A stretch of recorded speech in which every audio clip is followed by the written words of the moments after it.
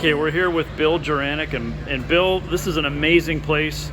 We're Tacoma Narrows, and you've got some hangars here with some airplanes. My parents are neighbors of yours, so yeah, why don't you show us this first hangar and what you got? All right. Well, this is the latest project. It's a 1930 Monocoupe, so it's 92 years old. It's been a 3.5-year project. Wow. And it started out just bare tubes. It's a wood structure wing covered in fabric, metal structure fuselage tubing, and then covered in fabric, kind of a thing. So anyway, it's been all redone, and it's just real close, ready to fly. Now, where did you find it? It's actually in a hangar down at Auburn. Really? Yeah. Really? So, Now, yeah. so these airplanes, you just kind of end up like hearing somebody tells you about them, Yeah, and then you go check them out? Yeah. Monocoupes are pretty rare, and so we heard about it down there. So we thought we were about building airplanes, but when this came available, we figured we had to do at least one more. Yeah, I mean, it's just absolutely beautiful. I don't think I've even seen one of these. They're pretty rare. And that throttle quadrant is, wow, that's something. Isn't that something?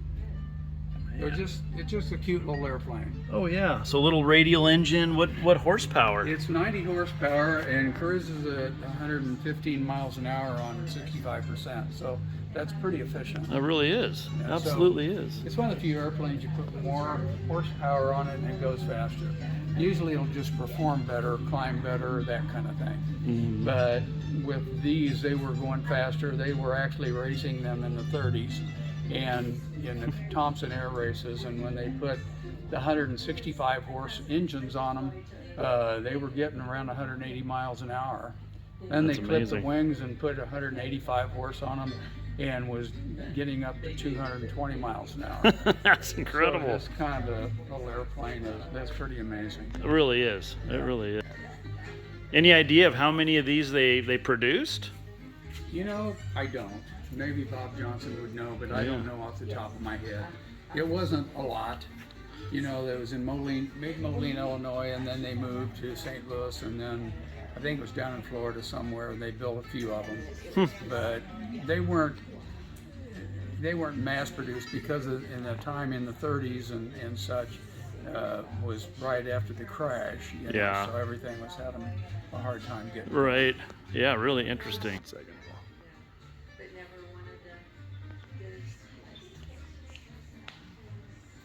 Yeah, that's just beautiful. And then this little thing right here goes over that, pistons and stuff. Yeah, it's that called a cowl. rain cowl. Rain And cowl. you can fly it with it on there or without. You don't have to have it on. And it's supposed to give you a little bit more speed. And yet it blocks your vision a little bit more. So it's kind of like a toss-up. Do I want to go a little faster, or do I want to be able to see better? Pilot's choice, basically. Yeah. Oh, yeah.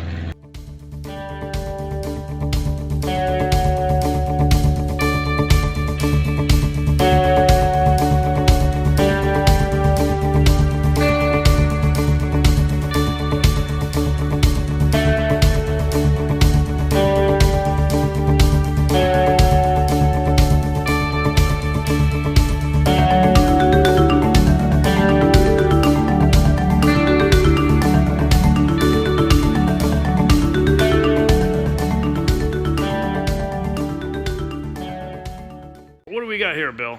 I've got a 1929 Command Aire. It's the only aircraft that was ever manufactured in Arkansas, and so it was made in Little Rock. It's one of two left. We like to find the rare stuff and then fix it up. And there's some other Command Aires with different engines, but with the radial engine like this, there's only this one and one other one in Atchison, Kansas. Is that right? So two in existence. And so I flew up from here to Blacksburg, Iowa, to Palm Springs and back. It was 50 hours in the air. Obviously, that was over several days. Yeah, absolutely. But it's got individual exhaust, so it's real loud, and you breathe a lot of exhaust. But it's pretty much fixed up, all original. Wow. And so yeah, 1929. So yeah, it's about 85 to 90 miles an hour. Oh, really? Yeah. And just louder than all get out, Real huh? loud and breathing the exhaust. Wow. So anyway, it was, you know, it was a really neat trip. Sometimes it's more fun to talk about it than it was to do it. Oh yeah, You know, and, I mean in Palm Springs. Did you land in Palm Springs? Were you taking off out of there? Oh yeah. So you're dealing with the winds coming up the mountains and the whole gambit, huh? Yeah. Well, and all the way to Blacksburg, and then down through Texas and out through New Mexico and all that. So, I'm yeah, sure that's a it was quite a trip. wear you out. It was. My gosh. Yeah, made you tired. Awesome. The back. Flying from the back, huh, Bill? Yeah. There's another ladder over there. Oh, there's another ladder. Wow. And were you doing this by yourself when you did that trip, or were you? No, my brother and I did the trip. He took the Waco, and there was actually, I think, 7 or 8 airplanes on that gaggle that we did that with. Wow. Say we were just 2 of them. So as a group of guys, we stopped in Eastern. Well, we kind of picked airplanes up all along the way. Amazing. So Just and went to a amazing. fly in there. Wow. So it was fun. Really cool. Yeah, and what are you running? What was horsepower again? It's 220 horsepower. Oh, on this 220. one. Yeah. So it doesn't go very fast, but it climbs really well. Wow, I was gonna say. And so it performs well. It just, it's kind of a big truck. It's not Really? a real light feeling airplane. It is big. It really Yeah. is big. It's not an airplane. Yeah.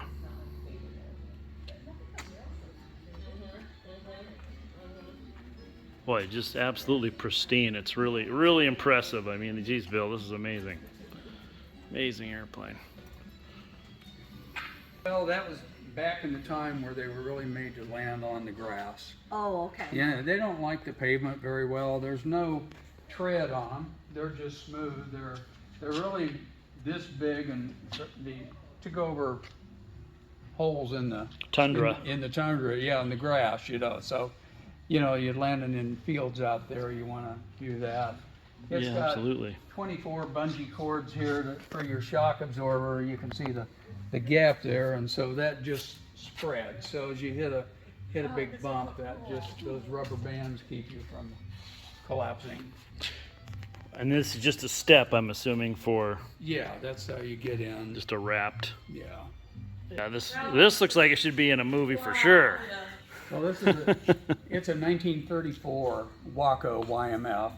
They're making reproductions now, but this is one of 3 originals left. Wow. So, and again, finding the rare airplanes and going through them. This was never a production airplane. You had to order one. It's like ordering a new Porsche or something, you know. So then the factory would make one for you. This one sold to Benjamin Brewster. That was the grandson of the guy that started Standard Oil with Rockefeller. So, I mean, it was a real blue blood airplane. Yeah. And so it was originally registered at 740 Park Avenue, which at that time was the richest address in the world. You know, so it was a real blue blood thing. Amazing. And then it was in an accident in, I believe it was 44, but I wouldn't say for sure. My brother's a lot more up on than me on that part of the history. But then when we got it, it hadn't flown, you know, for decades, and then we finished it about 10 years ago. Wow.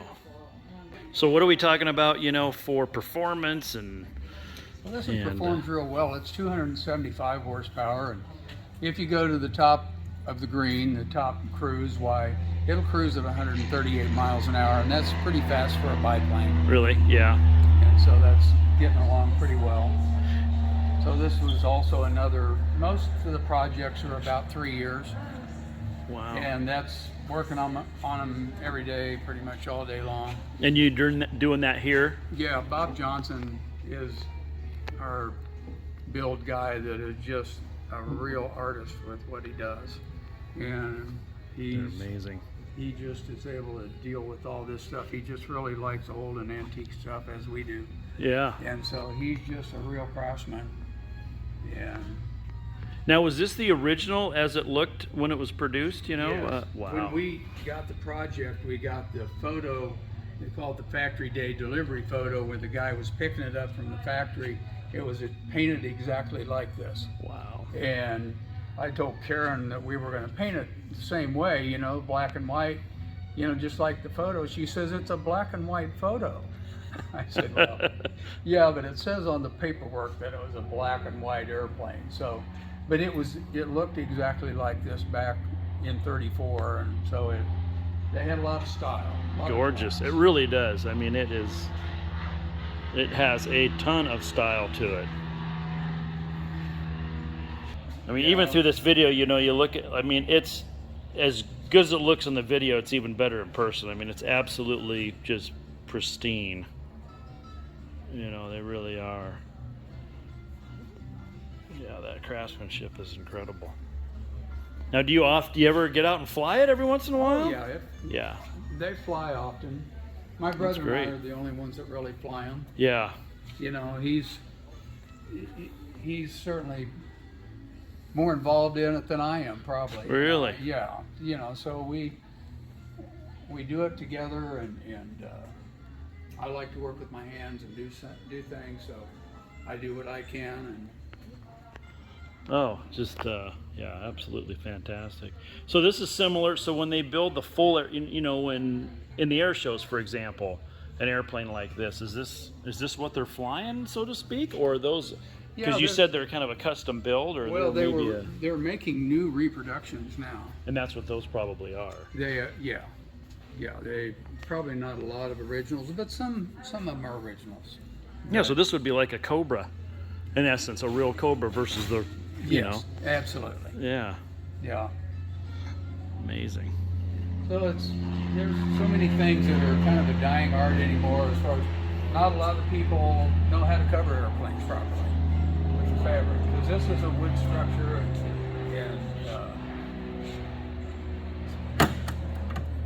in here as far as Right. Oh yeah, that is something. And there's your baggage compartment.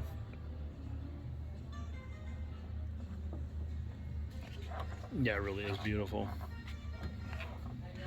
And are the ailerons, are those aluminum? That's the only aluminum. Yep. This is wood structured wing, similar to these little wings from a simulator over here. So underneath the fabric, it looks a lot like this. Gotcha. You know, just a wooden structure with the spars and the ribs. And Right. Wow. Here's your doing all your custom fab work, and oh wow, got your special tooling. Our dad bought this back in Kansas at a farm sales. It weighs 415 pounds. Wow. And it looks it. It really does. And it is heavy. Oh yeah. Boy, yeah, absolutely. And I'm sure there's just a ton of custom stuff you've got to do, obviously, in order to probably manufacturing your own parts. Yeah. Making stuff that you know, really, really impressive.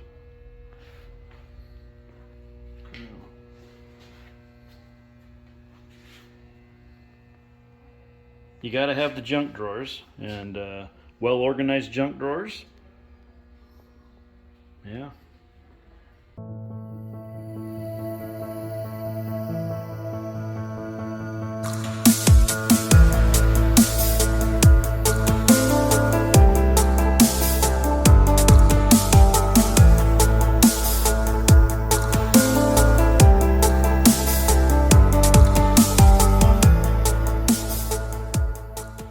So my pops was saying you recently got this, maybe a year or two ago? Well, no, we've had it for about 6 or 7 years. Oh, have you?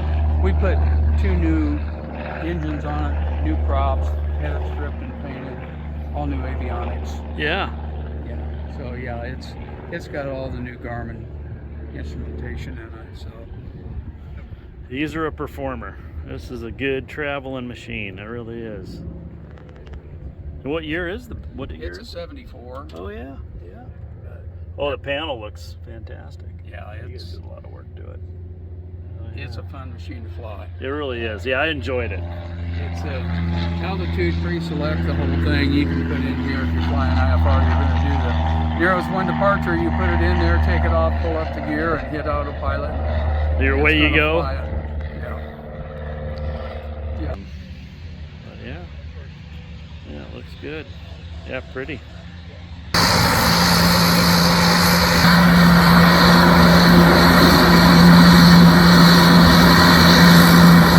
Traction motors and gearboxes and new heater, everything's pretty much new in the thing. It looks, yeah, it does. It looks fully restored. It's pretty much. I mean, really. I don't think there's anything left. That's amazing. And now you got behind us, you have your daily flyer, I do. right? Kind of, sort of. Well, So- I've put 1,600 hours on this airplane over that.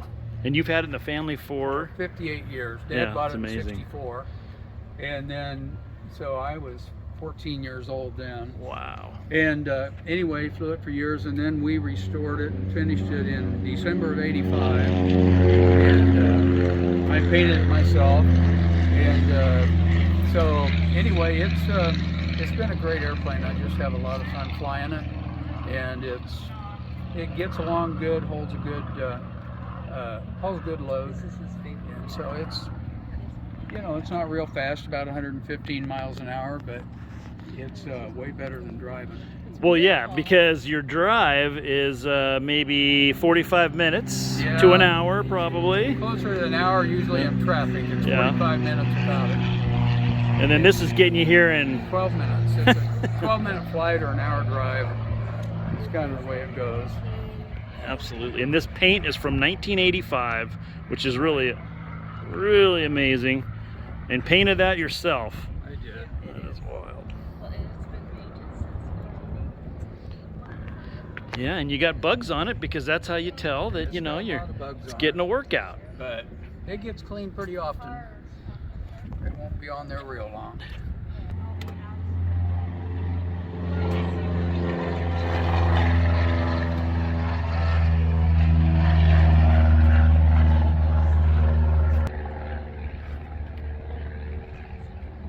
Made them 2 years, 1946 and 1947. It's actually designed for one in front and 2 people in back, but you better be small. You better Yeah. be 2 people in back. I really like the airplane. I think it flies better than the Super Cub. Probably some Super Cub guys would argue with me, but I think it's just a great airplane. And to, Back from Oshkosh in a. Really? You gotta take the stick out. wow. That's But that's commitment. That's when he weighed about 80 pounds.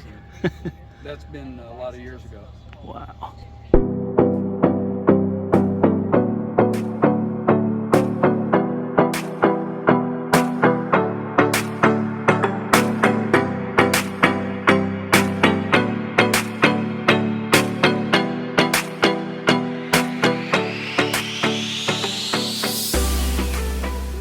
Tell us about this, Bill.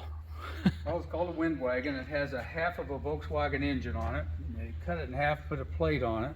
We didn't build this. This was built on my dad's airport back in Kansas. And so when the guy decided to sell it, we thought we needed it. So we brought it out here, and it looks pretty scary, and that's because it really is. And so I flew it around the field one time, and like I told you, I prayed before I took off and said, God, protect me and my stupidity. And he did. And so I took off, and it climbed out about like a 150. And then I turned downwind and pulled the power back a little bit. And the thing acted like it was going to stall. Holy cow. Wow. And so I put the power back full and flew it back down to the runway and said, I'm not going to do that again. Holy cow. So you got to put it on. Man, So oh this is man. it. How do you have enough room to Well, move that stick around? You don't. Wow. You don't have much room, so your throttle's over here, and so it's pretty tight. That has got to be scary. That has Yeah. got to be. And then obviously, clearly open cockpit. Yeah. So what are you wearing? Like, were you wearing goggles or what did you wear? No, this did pretty good. It had sunglasses on. Really? You are nuts. Yeah, You're it was- absolutely nuts. You know, looking at it now, My God. a friend of ours went on with us when we bought it, and he flew it a few times. And I said, Larry, what's it like? He says, It's just like if you're out on your riding lawnmower and said, what if this took off, and it did. Wow. And so it was kind of like that, because you're just really right out there, and it was something I didn't want to do again. And yet there's some guys that like this kind of flying. Now, when you're sitting there, I got to tell you, it looks like a remote control airplane. It looks like you're sitting in a remote control. I mean, There are remote control airplanes yeah. this big. I can't believe you actually got in there. And look at these ailerons. So, if you don't mind, just like that doesn't seem like a lot of aileron movement.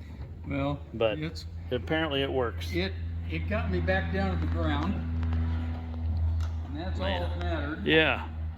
Jesus. But you have to come over here and see the caution sticker. There's a caution sticker right here. Yeah. Absolutely. Holy, yeah, getting out of it's probably even more dangerous than flying the thing. Wow. Now, how many of these did they manufacture? Is this just It's a home built thing. This is fully home built. Yeah. Really? So there's Put never. together with pop rivets. Man. Yeah, I mean, was it a kit or was it actually just home? I think it was just from plans. Really? Yeah, And you flew it. I did fly it. There has to be some kind of an award. Yeah. I mean, you know, like. Like you did what? Yeah, and it's kind of. I don't know. Yeah, I don't know what the measurable would be, but it's got to be pretty high up there. Yeah, that is something. So let's look at these. So you're saying the rudder pedals, you could just barely get your feet. Yeah. Yeah, it's so tight up in there. Why? Oh, good Lord. Let me see if I can get the fun. Holy cow. Wow. Oh, geez. Now, you have toe brakes, or? No, the only brakes you have are on this side here. This is the brake lever here. And it does both at the same time. Okay. So ground handling's pretty good. Yeah. Thing. And the seat doesn't look overly comfortable. No. Man. Can you fly this plane and land it? Surely you can't be serious.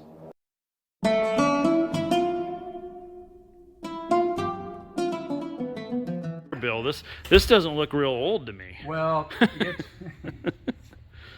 it's my brother's jet. This is how he travels, and of course I ride along sometimes too. But yeah, it's a nice jet. It gets above the airliners. Usually it's above 40,000 feet. Gets right along. He flies us at 40,000 feet. Yeah, and so it gets you up above the weather most of the time. A lot of times we're flying along at 40, 41,000 feet, and the airliners are at 35,000, 36. really? And it's really bumpy here. It seems to be like a magic number of being above 40,000. Things are a lot smoother up there. But it gets right along. How fast? It's a 0.72 Mach, so it's not as fast as the airliner, but close. I think it's about 2 hours and 10 minutes to Sitka, and it's about 2 hours, maybe an hour and 55 in the airliner. So 10-15 minutes difference than an airliner speed. So what would the speed be about? Anywhere from 400 to 500, Yeah. Wow. depending on the temperature, the winds, that kind of thing. Yeah, How long CJ2. has Bob had this plane? Oh, when Few did he years. get it, hon? Do you remember? I don't remember. It's been a few years now. It's been 4 or 5 years for sure. Yeah. And what do you get for range? Well, it's if you have a little bit of a tailwind, you can make like Chicago, but that'd be pushing it. Yeah. Coming this way, you usually have to stop if you're leaving the Midwest. You know, so you're looking.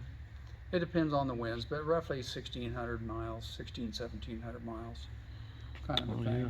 But they go nonstop to Palm Springs a lot, and nonstop to Sitka, Alaska a lot. That's no problem. Oh, wow. Yeah. Beautiful. It's a great way to travel. I'm sure, yeah, talk about a difference in airplanes. So, Well, right beside it's the other end of the spectrum over there. I know I can see that peeking through the windows. Yeah.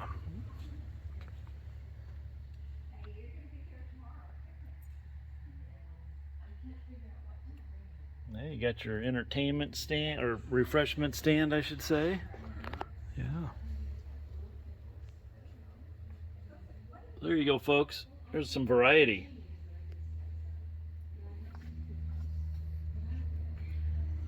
Okay, Bill, and then you got something sneaking around the corner over here to the right. Oh, and there's another canoe.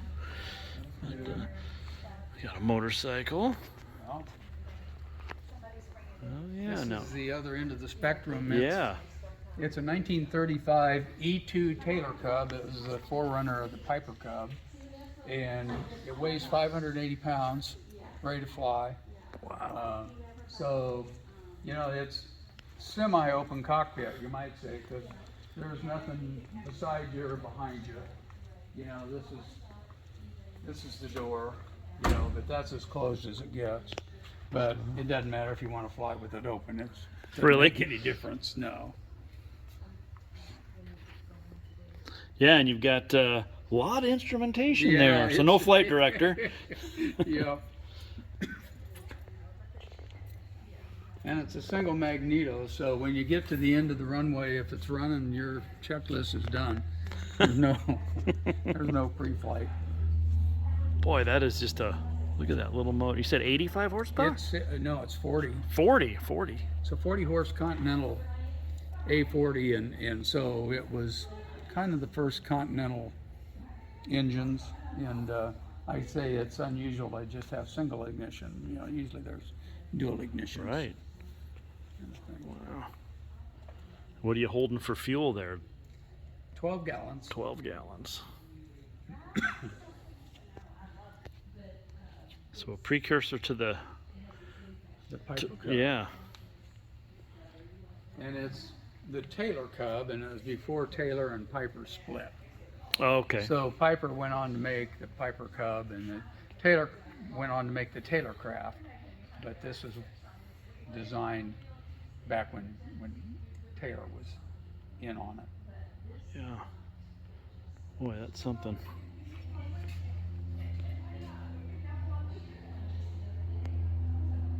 Aileron cables. If you ever want to wonder how, if you wanted to wonder how these work.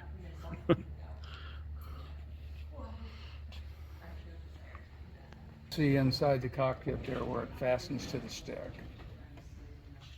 Right there. Where the cables attach here to the stick. Oh yeah. Hmm.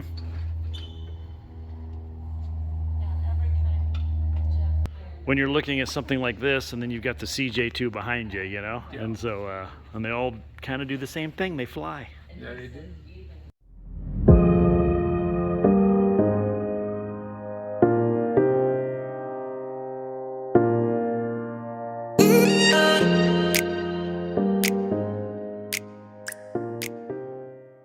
Is this 195 though? 53. So a 53.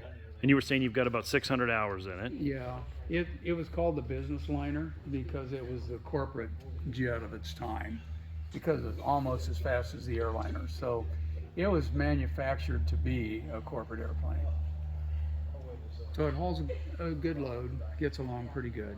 Yeah, it's real muscly. You were saying tracking it down the runway is a handful. Well, yeah, they're a little well known for being easy to ground loop. So you just have to be right on your toes with it. It's got a small rudder. The tail's real heavy, and so you just can't let it get started. You just gotta keep it straight down the runway. So when you land them, I mean, obviously there's got to be something to that as well. If you have a crosswind, or how do you keep it from, you know, weather vaning? Well, like the main that? thing to do when it's just about to hit the runway, you make sure you're straight, so that when it hits the runway, it's not doing anything funny. And then if you run out of rudder, then you're tapping on the brakes to keep it straight.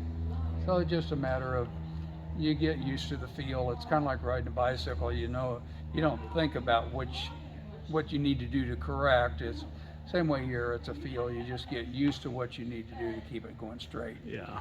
But most tailwheel airplanes, you can let them get away a little ways and bring them back. These are kind of the exception. You just don't want to let it start, Wow. because what I always think about. Keep it straight. Don't let it get away from you. And then you're probably talking like 170 knot cruise maybe or Well, something? miles, 170 Miles an hour? cruise, Yeah. You know, so that's was getting along pretty good in 1953. Oh, absolutely. And then horsepower? It's 300 horsepower, Okay. so it gets up and goes good. Absolutely. You said you changed the injection system and the ignition or something on it? Yeah, or- when we redid the engine, we had them put fuel injection and electronic ignition on it, so it runs really smooth. That's great. Yeah, we'll show you the inside of this thing because it really is neat. Her favorite plane to ride in. Well, Oh, this is nice. yeah. Oh, this is real comfortable. Isn't it nice? You got a lot of leg room, and it's just really. I don't know if I've been in an airplane this comfortable. Don't tell Dad. Yeah. Don't tell Dad. I'm just kidding. Yeah, that's really nice. Put your stuff back there. It is really nice. You just have like And kind of a. Has a big baggage compartment back here. Oh, yeah. It's a big bag compartment. Yeah, that's nice. Here. Uh huh. And the front seat is comfortable too, but the back seat is very comfortable. Yeah. So you probably usually sit up here when you go. If there's no one else with him, If there's not a. but I gladly give up the front seat. Yeah. Be careful. Okay, I will. Yeah, bit of a step. There, I Yeah, got you it. grab Grab it. your hand. Oh, that's. Oh, nice. wow. Sounds We like used a to car. have to go really slam the door. In fact, Mike would have to reach over me to. Yes. Yeah. Yeah. Yeah. And And the then one- you see for speed, why they have this step Oh, look at retract. that. Oh, yeah. Oh, that is really. Wow.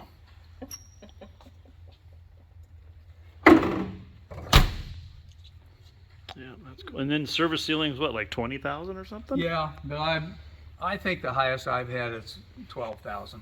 Yeah. Usually don't go above that. No need.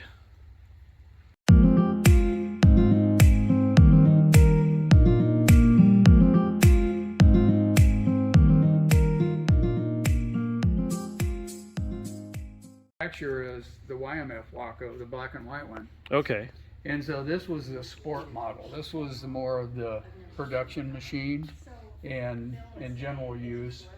And so it's, you know, less horsepower, used as a trainer or just general having fun machine. It's a 1931. So yeah, so you were woodworking these ailerons as a chore, huh? It was. So building the new ones, the ailerons were destroyed. And so we sent away, and the Smithsonian had the original drawings. So I used those to make jigs. And so if you step back and look, you'll see where the ailerons don't come off at 90 degrees, they come off at 78.5 degrees. They actually lay down at 60 degrees underneath here. But then here between the front and back spar, you can see where they sweep up. So the wash for the wings, which is important to the aerodynamics, is built into the ailerons. Wow. So it was pretty complicated, but it flies great. So it worked out. Just amazing. Amazing you can figure out like what you need to do and to be able to rebuild those and basically create them from scratch. Yeah. You know? A lot of the pieces in there are just 1/4 inch by 5/16, and then different lengths, and you have to make the angles where they connect. As far as some of these pieces in here are only 2 inches long, so there's 6 sides on that piece, and there's 4 different angles on that 6-sided piece. Wow. So it was just complicated getting it all set up to glue them up. And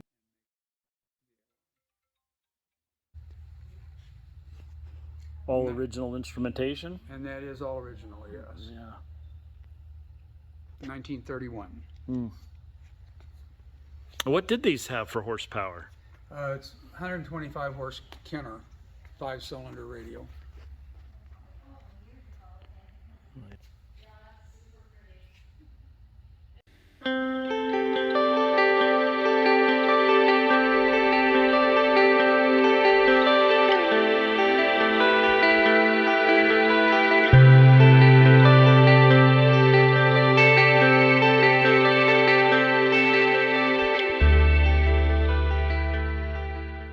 what's this hot rod here? Well, this is called the Starduster Too, and was built in the early 70s. My brother helped the guy build it, and then after he had a stroke and passed on, why we wound up, he wanted my brother to have it, and so we took it all apart and redid it. So it's been freshly redone, fully inverted fuel and oil system in it, so you can go upside down for like up to 6 minutes without having to go back right side up.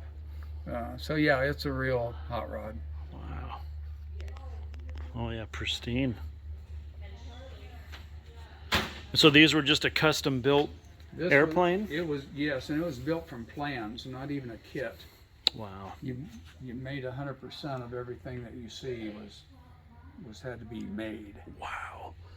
How long did it take them to build it? You know, I'd have to ask Bob. I don't know. Yeah. It was a few years. Yeah. Probably 3 years or so. Oh, it's something. So Bill, I know a lot of people just kind of wonder as we're looking at these biplanes, just well, how come they fly from the back seat? I don't understand why they fly from the back seat. So what would be the reason for that? Well, it's all determined from the center of gravity on the airplane. So if you flew it from the front seat, it wouldn't fly right. When you go to flare to put it on the runway, you wouldn't have enough rudder. It's basically based on your center of gravity of the airplane. So the pilot always has to sit in back.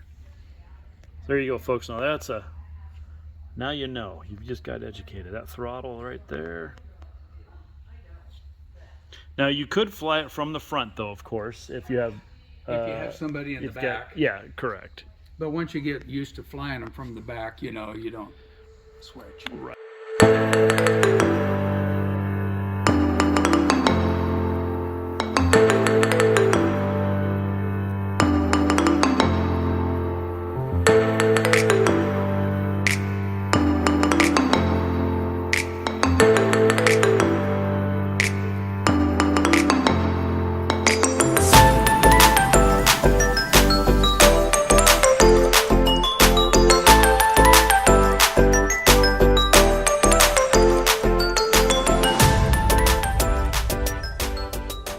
You got something hidden back here too. Yeah, this is called Mutual Blackbird, and it was built in Kansas City, and it was the only one ever built, so it's a one of a kind. It was never fully certified. All the experimental, it was classified as an experimental airplane, and the paperwork didn't get done before this one went over on its back in a field, and so like that was back in 1930, and then it hadn't. I think it was 30 that went over. It's made in 29, and they never did get it going because of the crash of 29. There was a lot of small companies that went broke back then. Wow, so that's a So so talk about rare. One of a kind is as rare as it gets. Yeah. Yeah. But Well, how did you find this? I mean, how did you run across this, Bill? we had another airplane called an Eaglerock, and a guy wanted it, and he had this airplane, the 1916 Chevrolet and 1919 Oldsmobile, and so we traded him that project for this airplane and those two cars. Wow. So it was a trade deal, swapping around thing. Oh yeah.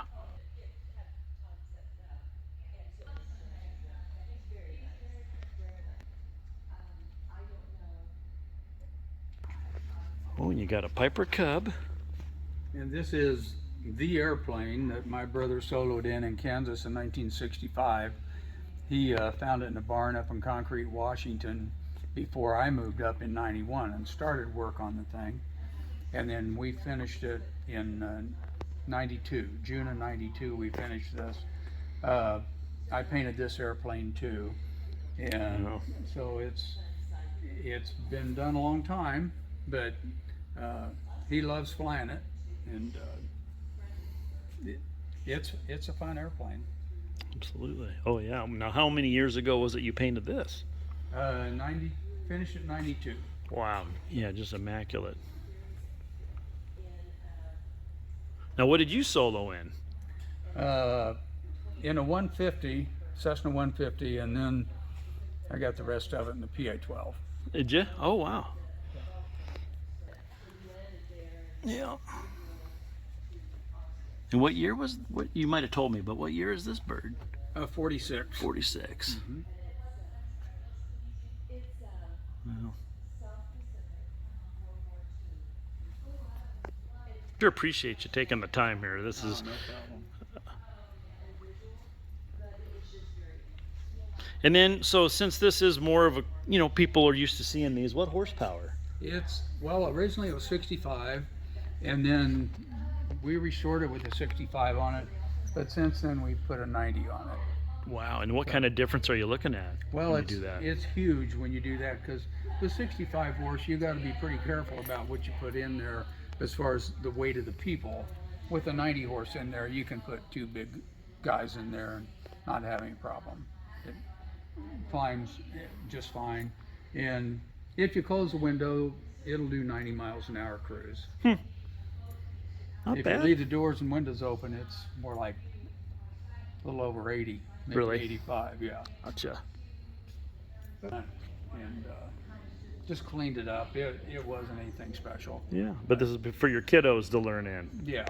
Well, Absolutely. yeah, but they're in their 40s. Oh, so, oh, so you've had this for a little while. No. No? No, they're just now starting to talk about it. They're Oh, really? getting their kids raised and going to college and getting ready, and so anyway, they're just now starting to get the bug. Are they? Yeah. And you said, so you said, yeah, you got a new engine in it. Yeah. And hey, 172, great airplane. Absolutely.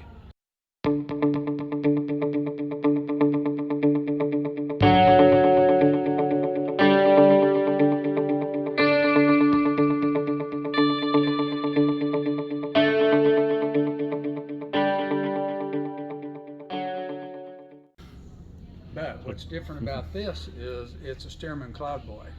They only made 6 of them. Wow. And so this is the airplane that they took to the military to sell on the concept of the Steerman.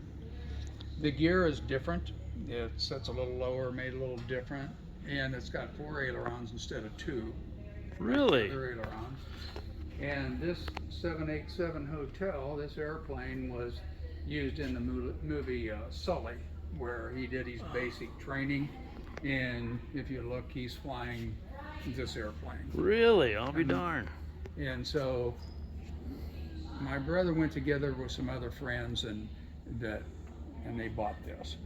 And so Wow. I've never flown this one, but I understand it flies pretty nice. It's in between the Commander and the YMF Walker. So it's not as much of a truck as the Commander is, but Really? not quite as agile as the YMF Walker. Now, why is it they went from the 4 ailerons to the 2? Is there a, I don't know the answer to that. huh? So it must be, you know, you think about controllability, so you got a lot of aileron there, and maybe they just, yeah, that's interesting. Yeah. Maybe the military just said that's not necessary, or we want it to not be that responsive. Yeah. Yeah, because you'd think it probably really would be. Yeah. Got your little handle there. And so what's the horsepower on this, Bill? It's 215, and it's a Lycoming 9-cylinder, so it sounds really good. You know, having the extra cylinders and so yeah, good engine. Now, is that a similar to what they run in a Steerman normally? You're No, saying, they're or because running you? a 220 horse Continental. Okay, so that's what you're referring to, the extra cylinders. Yeah, Okay. and it's 7 cylinders. Oh, gotcha. So this is actually 5 horsepower less, but it's got 2 more cylinders. Interesting. And you know, with the added cylinders, is that I mean, what does that benefit you? How does that benefit you, or does it? Doesn't really. Doesn't? Just the design of the engine. Gotcha. Yeah, that's cool.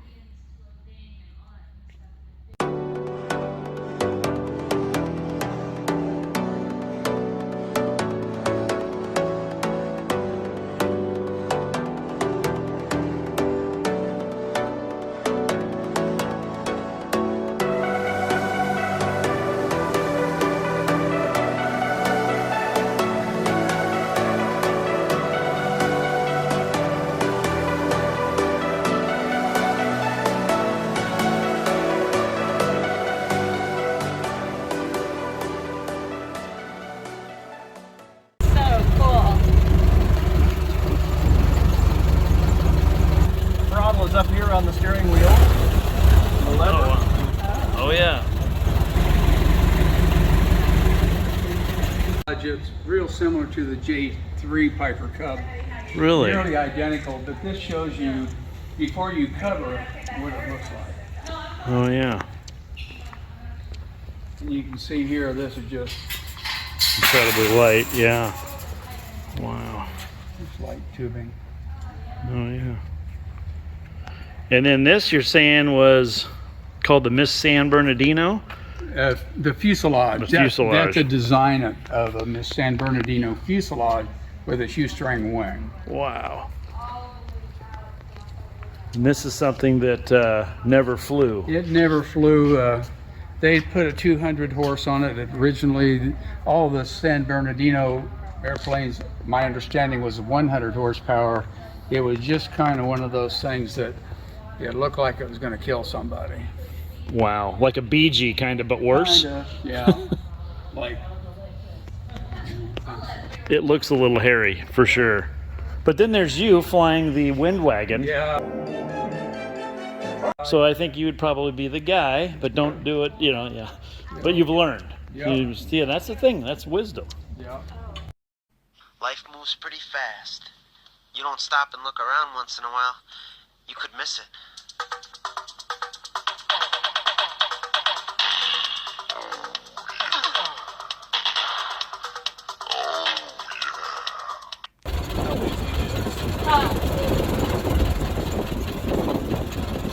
Wow, thank you so much. This is so Yeah, thanks, cool. Bob. I have never Amazing. been in one before. That's super cool. Boy, comfy too. Yeah. Think about something that's 100 and, was 110 years old. So I'll let you see the engine here.